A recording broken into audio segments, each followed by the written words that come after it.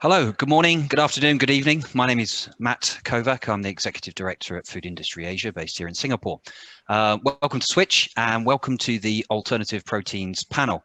And I have the honor and the privilege of moderating this panel session with two experts on alternative proteins. The first person is Alex Ward, and he's from Givaudan, one of the biggest flavors and ingredients companies in the world. And I'm also joined by an entrepreneur, by Eugene Wang, who has two companies, one Sophie's Kitchen and one Sophie's BioNutrients. So he's very, very busy, and they're going to talk us through a few of the trends and through a few of the implications of alternative proteins for the Asia Pacific market. So let's just get underway straight away. And I'm just going to ask Alex and then Eugene, if you can just give me a short introduction just about what you do really within your company and what you're involved in the alternative protein space. So perhaps you first, Alex. Sure. Thanks, Matt. Thanks for the introduction. So, hi everybody. Givaudan is the world leader in taste and well-being. We create smells and flavors for the food and beverage industry, and we've been working in this alternative protein space for about 5 years, maybe longer now. It started in North America and in Europe, where the burger was the holy grail of products for this space. And in the last few years, we've been bringing this challenge to Asia to really explore Asian culinary culture, what it means to have a healthy, nutritious product for an Asian consumer, and how do we manufacture it or develop it first and then manufacture it in the region to deliver consumers what they want as a genuine alternative to meat. At the same time we're doing this, the meat consumption actually is growing. People like meat, but we're trying to develop an alternative that gives people a healthier choice that's better for the planet, that still delivers on the cooking experience and the taste experience that they really want. And where we fit into that is to create the ingredients that food manufacturers can use to deliver that great tasting, nutritious product. Thanks, Alex. Eugene. Yes, I guess a lot of people know me. For those who don't know me, I spent my whole career in making vegetarian or plant meat because thanks to my family. And during the last 15 years, I've been busy with one problem, one question that I have, or all the world, people around the world have, is that how can we try to find a good, better replacement than using the animal from the ocean to get the nutrients. So I started off with Sophie's Kitchen in California, but I end up with this microalgae protein fermentation project, which is even better. Can be made not just into seafood, but a lot more other different kind of varieties of plant-based food. And that's basically what I'm doing right now here in Singapore. I'm looking forward to a lot more exciting discussion with the great gentleman right here. Thanks, Eugene. Thanks, Alex. So you've given me the PR bit, right? So let's get into the really nitty gritty, okay? Big question. So you're talking about alternative proteins for the Asian market, and considering this is one of the biggest market for plant-based foods anyway, and I'm not talking about processed foods, but just plant-based foods, vegetables and fruits. What does this type of trend mean for the different markets maybe in Asia, and is this alternative protein absolutely necessary where the majority of people are still eating plants? So Eugene, what do you think to that? Well, I see a world that's ever more, in some way we have a lot more commonality, similarity than just say 10 or even 5 years ago, thanks to two things. One is the mobile phone we have, another is the social media. Because the information flows so fluidly, everybody have a lot of common things, like we all love McDonald's, we all like Outback Steakhouse. But then again, down beneath, we found ourselves, ever want to distinguish ourselves. We want to have our own identity. So there's a lot of similarity, there's also a lot of differences. So when it comes to plant-based foods or alternative protein here in Asia, my personal point of view is that plant meat, unfortunately, even though I'm an industry participant, I don't see a sign that plant meat will take up right here in Asia, but alternative protein definitely will. How is that the case? I can explain more, but that's just my personal kind of very high Thanks, level. Eugene. I appreciate your candor. So, Alex, you're supposed to be going big into plant-based foods. Eugene's saying, alternative meats as well. So he's saying, no. So how do you respond to that? I disagree. I think that plant-based meat is going to play a huge role in the region, and it already is. People on plant-based food. People are eating tofu. They're eating tempeh. They're eating soy-based products as a regular part of their diet. And as people get more and more aware of the impact of animal farming on the planet and the potential of an unsafe meat-based product, and in China in particular, I think this is a cause for concern, that plant-based alternatives will take a place in the regular repertoire of meals, and to have an impact on the planet, to have an impact on people's health. We're not expecting a full meat replacement. This is an ingredient that you can choose maybe once or twice a week as a healthier alternative. And you don't have to change all of your cooking behavior. You don't suddenly have to learn how to cook 15 new dishes. You can cook exactly the same that you're already cooking, but choose a healthier, more nutritious option that's better for the planet. So I think it's early stages. We have a lot of research and a lot of exploration to do, but the opportunity is significant. Hang on a sec. So you mentioned a few times there, healthier. Why would let's say some of the quite highly processed, some of those plant-based foods that are coming onto the market, like the burger, right? Mm-hmm. And it's not just the burger, it's the condiments and everything else that goes with it. Are we assuming that it is actually it is healthier? And what's the message that we're actually delivering to consumers here? Because obviously, there's a market that you want to grow. So why are you saying it's healthier? I think the biggest challenge in the early stage products, especially in the burgers, was the fat content. And if anybody cooked one of those early burger patties in a frying pan, you'll see that it swims in fat. A lot of fat comes out of the product. And that technology to replace fat, to retain inside the product so it's still succulent and juicy to eat, but also gives it the right cooking experience, that technology has evolved significantly in the last 18 months or so. And so the need to add additional fat is much less. Around salt and sugar, which are two of the things that are normally added to heavily processed food to make them taste good. Salt's probably the cheapest ingredient on the planet. That can also now be modulated and reduced in the formulations with the right clever use of other more natural flavoring ingredients. And I'm not just saying that as a sales pitch, it genuinely can be done. So you can reduce the fat content by up to 70% now. You can have a salt reduced product. And I do challenge the question about highly processed food. If you look at what goes into the equipment we use to make plant-based meat, they are all natural ingredients, much like you would use when you bake a loaf of bread in the oven. The process of kneading the dough, of then baking it and restructuring those proteins and browning the outside. It's the same process that we use to create plant-based meat. We just do it in a machine that stretches these proteins, puts them into a meat-like structure, and then we cook it and it tastes meat-like in the end. So I do challenge the concept of highly processed. And I think as we evolve the technology, it's going to get even more nutritious. Thank you. So Eugene, let's go back to what you said about alternative proteins and just talk us through how you see it then. How do you see this development happening? We've heard from Alex how he sees it as from Givaudan's perspective. How do you see this as an entrepreneur and how this market develops and why you have quite strong views that you do? Right. So if Alex thinks tofu and tempeh is considered plant meat, then he is actually on the same page like me. Right.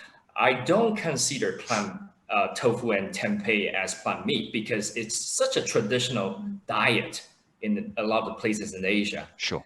And it doesn't really have the meat-like texture. So we don't consider it as plant meat. But that's exactly how in Asia, I believe the alternative protein will take off. Because think about it.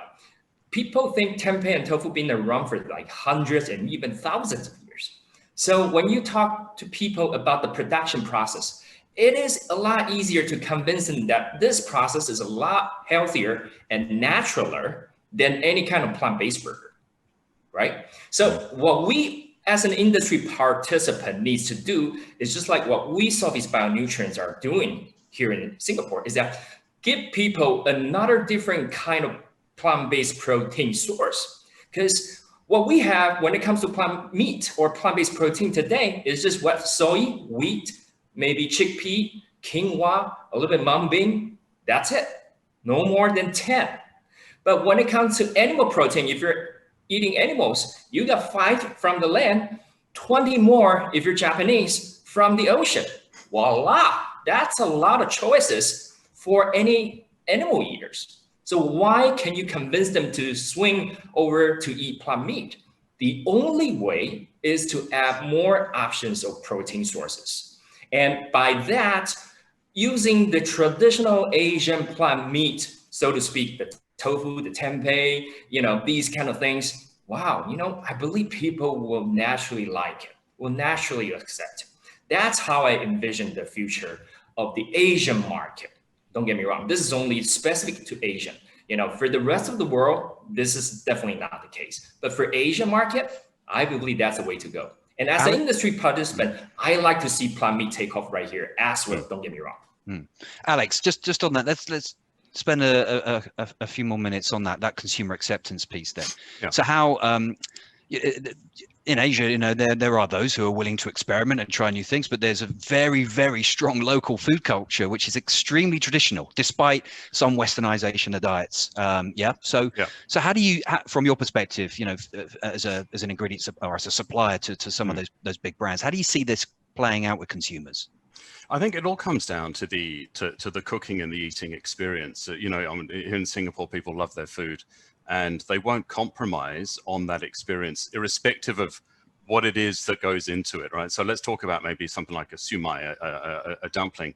If that is traditionally made with pork mince and maybe a seafood of some kind, it could potentially be made with a combination, a hybrid of a plant-based product, tempeh or tofu, maybe something cell-based or algae-based. And I think as a way to sort of introduce people to a great tasting product that is better for the environment, better for the planet, then that could well be the fastest route to commercialization that has actually probably no compromise on taste or cooking. Eugene, just maybe your thoughts. I mean, particularly say from somewhere like China or Taiwan, where there's a very strong food culture as well. How do you see, but also a very big plant-based consumer market already, right?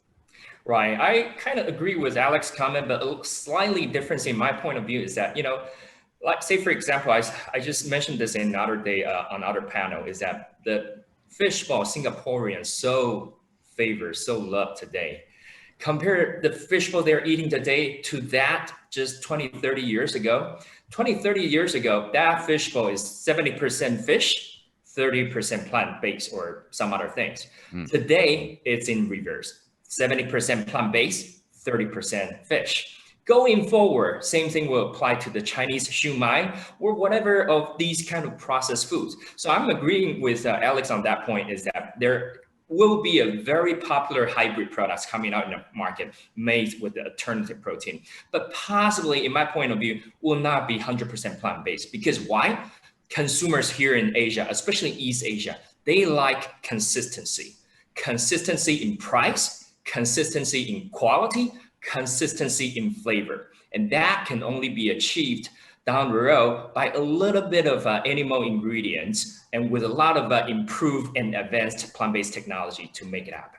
Hang on a sec. Does that really cut it though? If you've just got like a little bit of animal, like whether it's fish or animal in there, does that really cut it? Or do you want the whole thing? Or you think this move to more hybrid? Because in some of the debate that you see out there in the media, it's either this or it's either that. But what you're saying is it could be that there's a massive hybrid market as well then. So it's already happening here in Asia. That I sorry to report. I mean, because we in the industry, so we know too well, and that's well as long as it's labeled and consumers know, right? We notice some of the low end tuna, they already have some soy protein labeled on that piece of ingredient list. But so unfortunately, when you go to the restaurant, you don't see the ingredient list of the foods you eat. Right. And so you don't know. but that doesn't mean that there's no plant-based ingredient in that food that you eat. And going forward, like I said, this is only unique to Asia. And I'm kind of believing that this will spill over to the rest of the world as well, is because that, going forward, animal ingredient will just be ever more expensive. And manufacturers just have to come up with ways to keep the price steady without raising their cost. And going alternative ingredient, should I say, is the only solution they have. Alex, maybe you can pick up on that point on price, but first, if you could say, so what we're saying, you could see a mass market for 30% less meat in a product. That would be a huge opportunity for Givaudan, right? Yes, it would. Yes, it would. And I think that if the motivation of the consumer is to eat a more nutritious, lower in fat, more sustainable product, then this is the clear choice to give them affordable, nutritious products faster. If their motivation is pure veganism or vegetarianism, then there is an additional type of product that can be made. And if they're a more premium consumer and can afford to pay something as a premium, then there's definitely a market for that. And we're seeing products in China like meat-based snacks, which are premium products. People love snacking on meat snacks, like jerky type products, and there's a market for that. But at the lower end of the market, I think these hybrid products could provide an easy route in, and that could be around meatballs. It could be around lower end sausages. It could be around mince products, which have been designed specifically for dumplings and so on. And in the food service industry, as Eugene suggested, like there's a huge market there for food products that are eaten out of home. So what about, that's the place to start. What about price as well? Because obviously, when when people compare something with the Impossible Burger with another QSR famous burger, which I can't name, but you know what I mean, right? The price point is higher. So what are we seeing in terms of plant-based in the future in terms of price? And then maybe even let's get on to those real alternative proteins like lab-grown meats as well, right? So how do you see that? So Alex. I think over time, as scale comes into the system, the price will come down. I mean, the technology to create and manufacture these products is there today. So the main cost is the input cost of the raw materials. And if we can work with ingredients that are available locally in the markets where the manufacturing needs to take place, and we can have that supply chain, we can have all of the regulatory requirements in place to give us that base product. And it might not be soy and pea in this part of the world. It might be chickpea, it might be mung bean, it might be lentil. And if the supply chain is there for all of those, we can then work with them. We have a lot of research to do with some of these newer alternative proteins. We know a lot about soy, we know a lot about pea, but when the others come in, there's some R&D that needs to be done. But I think the price point is really going to be controlled by the supply chain and the speed with which we can get a cost-effective and consistent raw material supply, which enables this local manufacturing. Eugene, just finally, so if you have to combine this whole thing on price point, maybe with the issue around sustainability. So look, if the food industry wants to be more sustainable in terms of production and everything it does, there is an element that the price of food can quite possibly go up, right? But so maybe I want your opinion on that, but also how will technological advances really help perhaps reduce that cost? Because to a lot of consumers already, food is expensive, right? Maybe not to some of us sitting in Singapore where it's not too bad for us, but so maybe you can just touch on those 2 points. Yeah, so a lot of people, when commenting on the conventional protein, be it animal or plant-based, their naive thinking is that these things are going to be cheap forever. But we're seeing signs over the world here and there. Soy is going up, wheat is going up. Pork, thanks to African swine flu in a lot of Asian markets, especially, it's going up. These will just keep happening ever more frequently down the road in the future. Why? Global warming is one. We're running out of forest to deforest. Number two. Number three is that, there's just not so many things we can do to increase the efficiency of conventional animal or plant production. So going forward, what we see, like what we're doing right now, is that bioprocessing is the only way into the future to make sustainable, efficient food production. By bioprocessing is what I'm talking about, like the fermentation tank, like bioreactors, so that you can have a very condensed footprint and grow things either cell-based or micro, like in our case, very fast, very efficiently, and it's not messy. That's what we see into the future. That is the solution, in our opinion. That's great. How do consumers, the general consumer, react to that? I mean, look, let's be frank on some of the other technological innovations that have been that companies have tried to bring to market, just like GMO foods and even things around gene editing. Okay, consumers are extremely cautious, and you know, you look at the European Union with GMO. I'm neither saying it's good nor bad. I'm just saying there's been problems around that new technology being brought to market. So what do you see as the challenges around sort of the governance and regulation around many of these very alternative proteins, and what needs to happen both from that regulatory perspective, but also from the consumer acceptance perspective? That is definitely the biggest question mark, no doubt. You better have an answer for us now today, yeah? Yeah. But you know, fortunately or luckily, because we're using the Corella strain, so we're already EU certified. We're allowed to sell in EU. Not like a lot of other micro fermentation startups. Their microbe is something very weird. It takes them years to get approved. But you know, believe me, you know, I think the government agency around the world will have to learn to adapt really fast. Otherwise, you will run out of affordable protein to feed your own population. You will run out of space to grow enough foods for your population. So I believe the Mother Nature will force these government agencies to act on some level to accommodate our needs and give us the regulatory approval that we need. So I think I'm very optimistic. I think that will happen, but just when it's going to happen, I don't know. Alex, from your position in the supply chain, how do you, what is it that you would need from regulators and maybe policymakers in terms of facilitating the market?